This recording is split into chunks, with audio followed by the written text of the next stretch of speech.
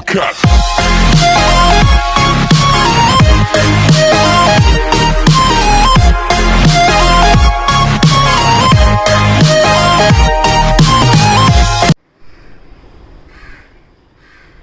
Welcome to the channel, friends. Today the topic that we are going to cover in this video is rational numbers. We are going to look two things about it.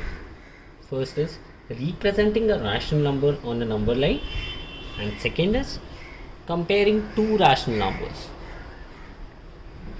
So let's begin with the video. Before knowing what are rational numbers, you need to know the basic number system. You might have studied is natural numbers. What are natural numbers? Natural numbers are the numbers which start from 1 and continue with the list like 2, 1, 2, 3, 4, 5, 6 and so on. Next is the whole numbers. Whole numbers only consist of 0 and are very much similar to the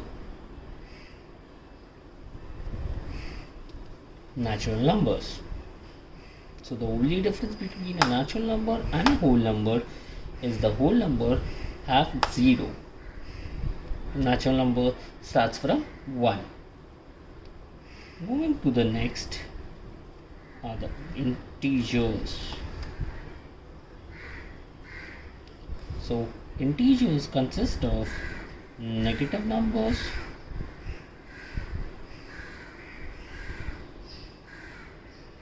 zero and the positive numbers. And the list of the negative numbers goes on as well as the positive numbers. Next, rational numbers include all these three number systems. How? We are going to look over here. A rational number is basically any number which is kept in the form of m upon n, where m and n are integers. But the only thing that you need to remember is n should not be equal to 0. N should not be equal to 0. That's the only thing that you need to remember to know what are rational numbers. Let's look towards some examples of rational numbers. Any positive, negative, just like 27 upon 3, minus 41 upon 8, minus 9, 0. So these were understood. M upon n, negative, integer. So a rational number can be an integer, that is a negative number as well, but it should be only in the form of m upon n. Here also it is same, but here there is a problem. Sir, how minus 9 is a rational number? It is not in the form of m upon n. So when you go to see, it is there in the form of m upon n. How? Whenever there is no denominator to a number, that means there is 1. Similarly, the positive numbers can be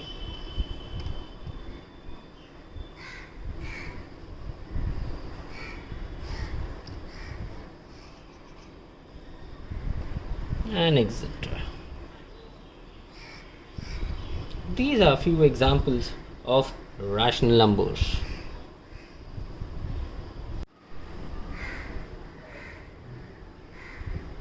Till now, we have understood what are rational numbers. Now, let's move towards representing a rational number on a number line. So, how are we going to do this? Let's look towards our first example.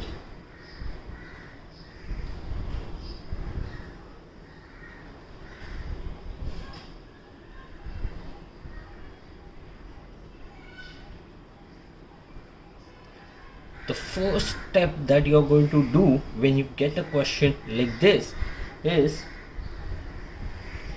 identify what all signs does your numbers have. मतलब 3 numbers है आपके पास, correct? इनमें से सारे के सारे positive है, negative है या मिक्सचर है. जैसे पहला नंबर है 3/2 जो एक पॉजिटिव नंबर है, 5/2 जो एक पॉजिटिव नंबर है और -3/2 जो एक नेगेटिव नंबर है. तो हमारा जो सम है वो एक मिक्सचर है पॉजिटिव और नेगेटिव्स का. तो आप क्या करोगे? सबसे पहला स्टेप, आप एक लाइन ड्रॉ करोगे जिसमें एरोज होंगे दोनों कॉर्नर पे. And the second thing you would put is 0 in the center. Now you are done with your first step. Why did I put 0 in the center? वही था आपका फर्स्ट स्टेप.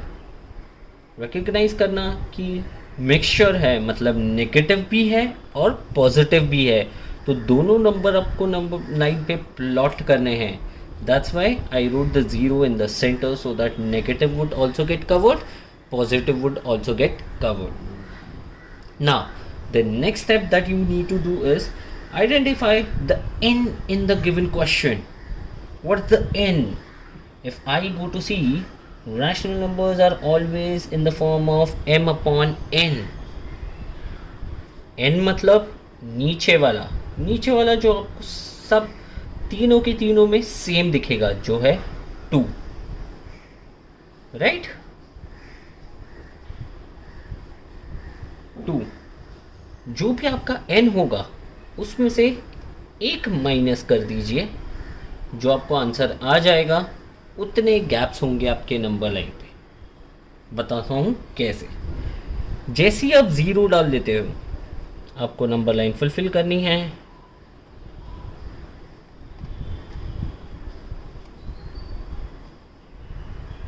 नेगेटिव्स वाले भी मैं लिख के ले लेता हूँ. ओके, अभी जो आपको ये गैप मिला है जिसका आंसर है 1, तो आपको क्या करना है? 2 नंबर्स के बीच में एक डॉट पुट करो. 2 नंबर्स के बीच में एक डॉट, 2 नंबर्स के बीच में एक डॉट, एक डॉट.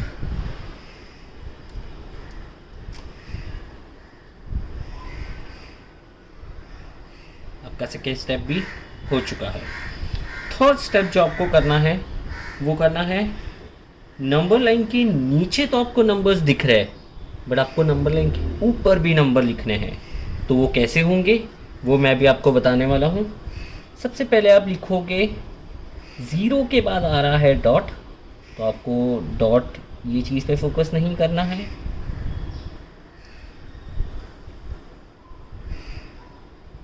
आपको सिर्फ नंबर्स लिखते जाने हैं. वैसे ही आप लिखोगे 0 के पीछे साइड, बट वो होंगे नेगेटिव.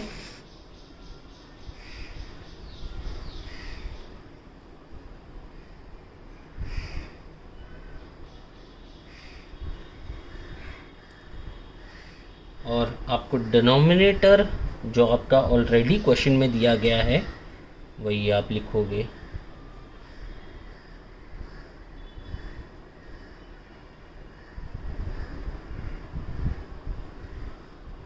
दोनों जगह पे, पॉजिटिव्स के साइड भी और नेगेटिव्स के साइड भी. जैसे ही आप ये लिख लेते हो, आपका क्वेश्चन 90% सॉल्व हो चुका है और 10% सिर्फ आपको करनी है मार्किंग आपके. अब हम करने वाले हैं आंसर्स का मार्किंग. जैसे 3/2 तो आपको सिर्फ नंबर लाइन पे ढूंढना है। ये पॉजिटिव है तो ये साइड होगा, 3/2 यहाँ पे है। सिर्फ आपको इसको प्लॉट करना है। नेक्स्ट है 5/2, तो भी प्लॉट कर दिया। और थर्ड है -3/2, ये नेगेटिव था तो ये नेगेटिव के साइड प्लॉट कर दिया। ऐसे करोगे आप representation of an rational number on the number line. ये था एग्जाम्पल नंबर 1। चलिए बढ़ते हैं एग्जाम्पल 2 की तरफ। सेकेंड एग्जाम्पल, वापस सबसे पहला स्टेप आप जो करते हो वो होता है आइडेंटिफिकेशन ऑफ पॉजिटिव और नेगेटिव नंबर्स और अ मिक्सचर ऑफ इट। तो हम पहला देखता है 7/3 पॉजिटिव है, चलो पॉजिटिव है। 2 ओके, ये कोई एक यूनिक नंबर आया बट इसके आगे पॉजिटिव या नेगेटिव नहीं है, मतलब ये पॉजिटिव नंबर है। -2/3 ये एक नेगेटिव है, मतलब हमारे पास जो क्वेश्चन आया वो एक मिक्सचर है पॉजिटिव नंबर्स का भी और एक नेगेटिव नंबर्स का भी। चलिए फिर हम सबसे पहला स्टेप क्या करते हैं, एक नंबर लाइन ड्रॉ करते हैं जिसमें सेंटर में रखते हैं 0 को, प्लॉटिंग कर लेते हैं।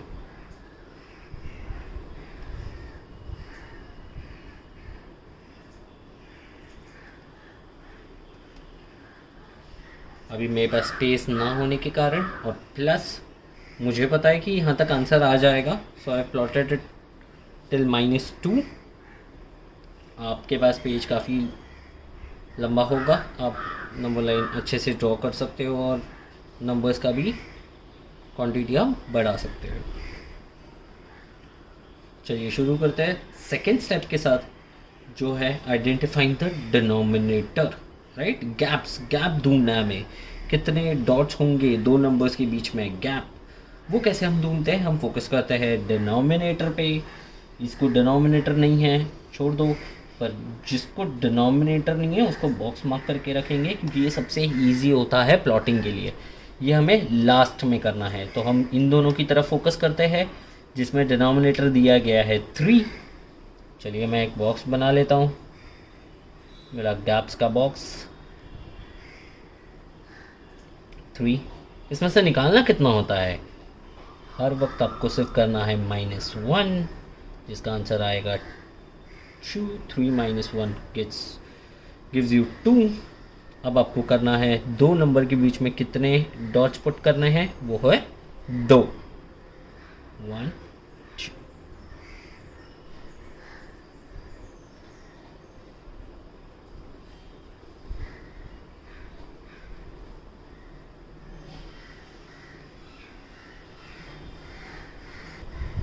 जैसे ही आप डॉट डाल लेते हो तो नेक्स्ट आप स्टेप क्या करते हो, नंबर्स लिख लेना है टॉप में।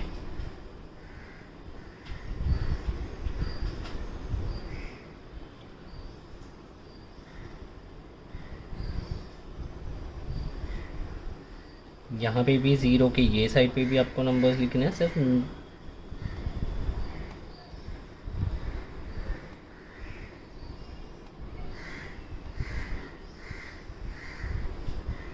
अपॉन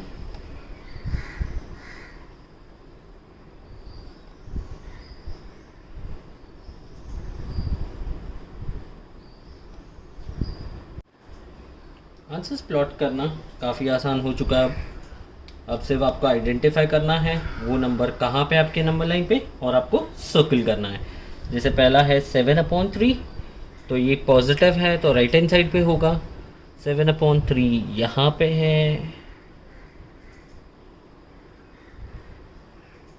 ये आपका हो चुका है फर्स्ट प्लॉटिंग। ये मैंने आपको बताया था हम लास्ट में करेंगे, तो बढ़ते हैं थर्ड की तरफ जो है -2/3, जो है यहाँ पे। ये हो चुका है दोनों का प्लॉटिंग। अब बचा हमारा एक 2 सिंपल। जब भी आपको एक सिंगल डिजिट मिले जिसके डिनोमिनेटर में कुछ ना दिया गया है, तो आपको यहाँ पे 1 ये सब डालने की ज़रूरत नहीं है। सिंगल डिजिट नंबर्स हमेशा आपको नंबर लाइन के नीचे ही मिल जाएंगे। जैसे यहाँ पे है 2, नंबर लाइन के नीचे देखो 2 कहाँ पे, यहाँ पे।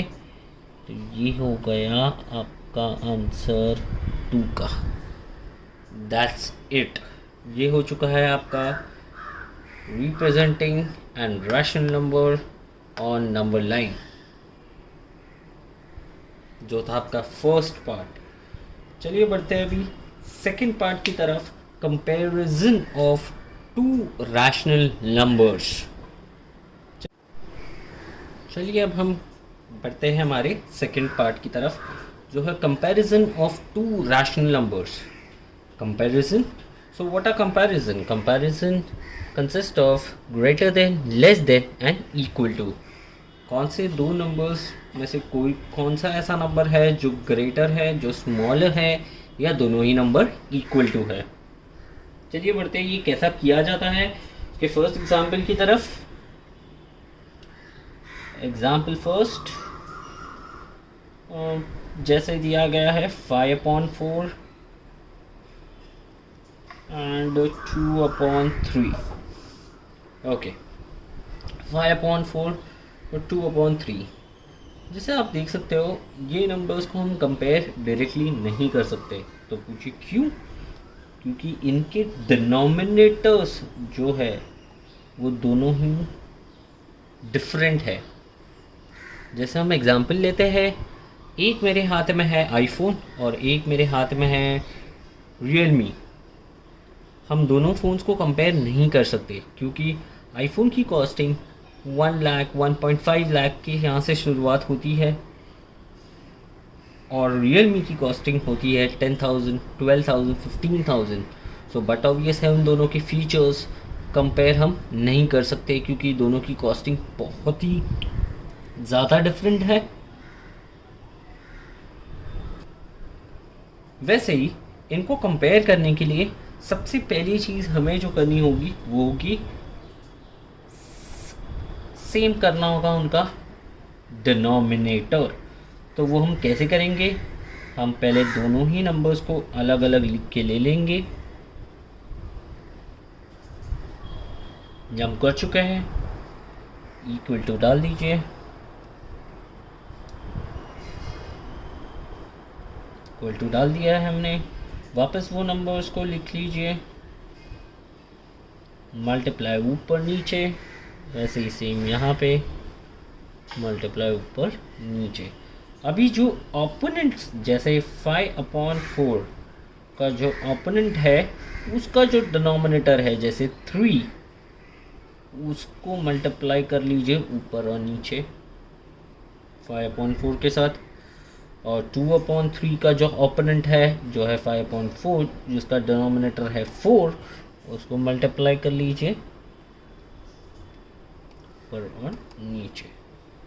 अब ये मल्टीप्लाई कीजिए, 5 × 3 gives you 15, 4 × 3 gives an answer of 12. Same goes here, 2 × 4 gives you an answer of 8, 3 × 4 gives you an answer of 12. अगर आप ध्यान से आप दोनों आंसर्स को आप लिख के देखोगे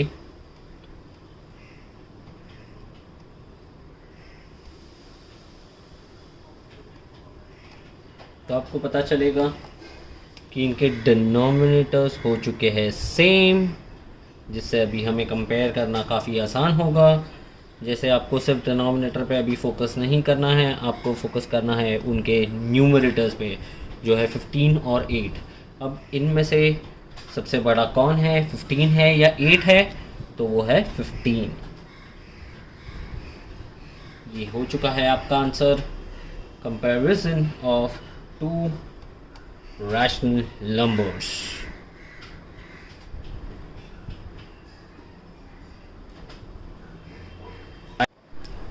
चलिए बढ़ते हैं हमारे नेक्स्ट एग्जाम्पल की तरफ, जो है -7/3 एंड 2/4। इन दोनों को हमें करना है कंपेयर। बट याद रखिए, एक शॉर्टकट बता रहा हूँ आपको जो आपको हेल्प करेगा इसको सॉल्व करने में। अभी इसको आपको क्रॉस मल्टीप्लाई करने की, ओपोनेंट का डिनोमिनेटर लेके मल्टीप्लाई करने की ज़रूरत नहीं पड़ेगी। ये सब में आसानी क्या होगी, वो है एक नंबर है आपका नेगेटिव और एक नंबर है आपका पॉजिटिव। साइन नहीं मतलब होती है पॉजिटिव, राइट? सो यहाँ पे आपका काम काफ़ी आसान हो जाता है। जैसे आप डायरेक्टली आंसर लिख सकते हो,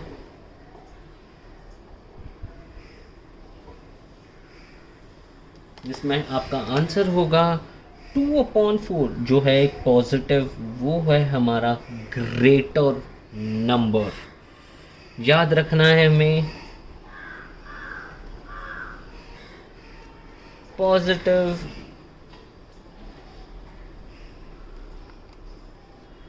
are always greater. Positive numbers are always greater. So directly हमें आंसर, एग्जाम्पल नंबर 2 का डायरेक्टली हमें आंसर मिल चुका है, जो है 2/4 इज ग्रेटर देन -7/3। चलिए बढ़ते हैं अभी नेक्स्ट एग्जाम्पल की तरफ। Example number 3,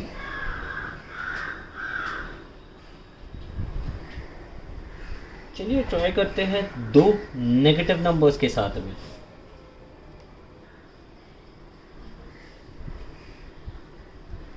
and -5/2। अब इसे सॉल्व करने के लिए आपको कोई चीज़ नहीं करनी है, सेम टेक्निक यूज़ करना है, बट इनको पहले नेगेटिव नहीं कंसिडर करना है, आपको इनको पॉजिटिव कंसिडर करना है। कैसे, मैं आपको बताता हूँ। 7/3 मैंने माइनस लिखा ही नहीं है, सेम आप करोगे इसके साथ भी 5/2। बाकी आपके स्टेप सेम है। आप क्या करोगे, एक लाइन पुट करोगे, ऊपर वाला नंबर वैसे के वैसे मल्टीप्लाई 5/2 मल्टीप्लाई। जैसे ही आप डाल देते हो ये मल्टीप्लाई और मल्टीप्लाई की सिग्नेचर दोनों साइड, आप नेक्स्ट स्टेप क्या करते हो, ओपोनेंट की डिनोमिनेटर की तरफ फोकस करते हो। 7/3 के ओपोनेंट क्या है 5/2, डिनोमिनेटर है 2, मल्टीप्लाई करोगे ऊपर नीचे, यहाँ पे इसका ओपोनेंट है 7/3 जिसमें डिनोमिनेटर गया है 3, तो आप वो करोगे ऊपर नीचे। अब इसको सॉल्व करोगे, 7 × 2 gives you 14, 2 3s gives you 6, 3s 15 and 6। अब आपको मिल चुका है आंसर जो है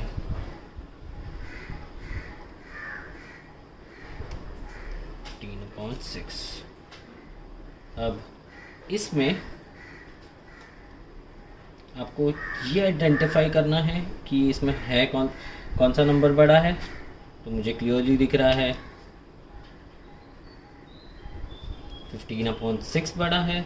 15/6 is the answer of 5/2। That also means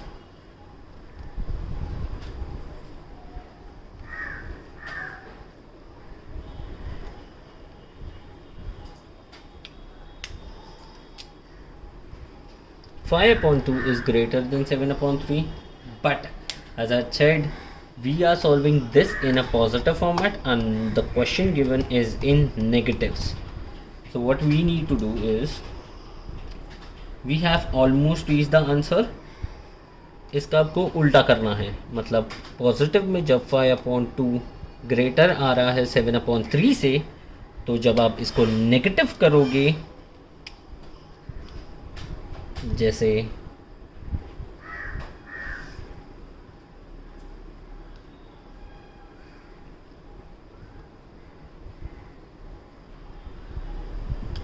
positive में कौन बड़ा था 5/2, तो नेगेटिव में कौन बड़ा होगा 7/3।